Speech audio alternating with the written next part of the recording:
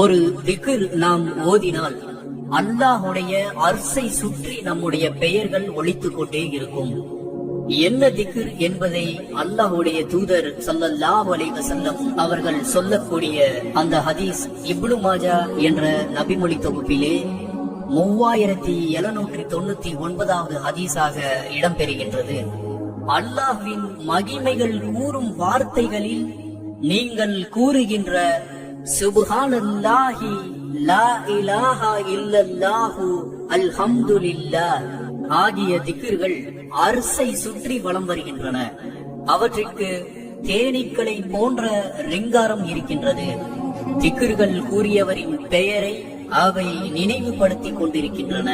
தன்னை இவ்வாறு தொடர்ந்து கூறிக்கொண்டிருப்பவர்கள் இருக்க வேண்டும் என்று உங்களில் ஒருவர் விரும்பாமல் இருப்பாரா என்று அல்லாஹ்வின் தூதர் ஸல்லல்லாஹு அலைஹி வஸல்லம்